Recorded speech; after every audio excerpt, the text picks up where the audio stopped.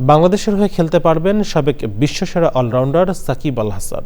শনিবার বিসিবির সভায় এর নীতিগত সিদ্ধান্ত নেওয়া হয়েছে। দেশে বা দেশের বাইরে যে কোনো ভেন্যুতে আগামী সিরিজ থেকে তাকে দলে ডাকতে পারবেন নির্বাচকরা।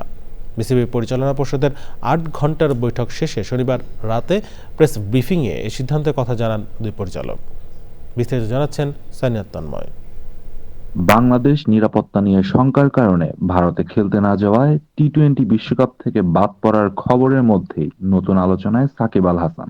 এ বিষয়ে কথা বলেন বিসিবির দুই পরিচালক। বোর্ড সর্বসম্মতিক্রমে সিদ্ধান্ত গ্রহণ করেছে যে যদি বেসড অন সাকিব আল হাসানের অ্যাভেইলেবিলিটি, ফিটনেস এবং অ্যাক্সেসিবিলিটি প্লাস হচ্ছে যেইখানে খেলা হবে ভেন্যুতে ওখানে যদি প্রেজেন্ট থাকার মতো ক্যাপাসিটি থাকে, অবশ্যই বোর্ড বা সিলেকশন প্যানেল সাকিব আল হাসানকে পরবর্তীতে সিলেকশনের জন্য বিবেচনা করবে।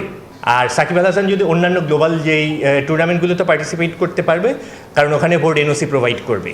সাকিবের দেশে ফেরার পেছনের বাধাগুলো নিয়ে সরকারের সাথে আলোচনায় বসবেন বোর্ড প্রেসিডেন্ট আমিনুল ইসলাম বুলবুল। সাকিব আল হাসান যদি খেলে, আমাদের বোর্ড ফিটনেস বা সিলেক্টেড যে সমস্ত আনুষঙ্গিক ব্যাপারগুলো থাকে সেগুলো সাকিব কতটুকু ফিট বা তার ট্রেনিং বা তার স্কিল বা সিলেকশন কমিটিতে আসবে কিনা একটা ইস্যু।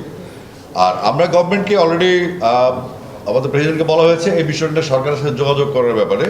তার ব্যক্তিগত যে ইস্যুগুলো আছে তার নিজস্ব, সেগুলো যদি সরকার অ্যালাউ করে বা সরকার কীভাবে ফেস করবে সেটা সরকারের বিষয়, কিন্তু আমরা বোর্ডের পক্ষ থেকে সাকিবকে চেয়েছি, এটা হলো মূল কথা।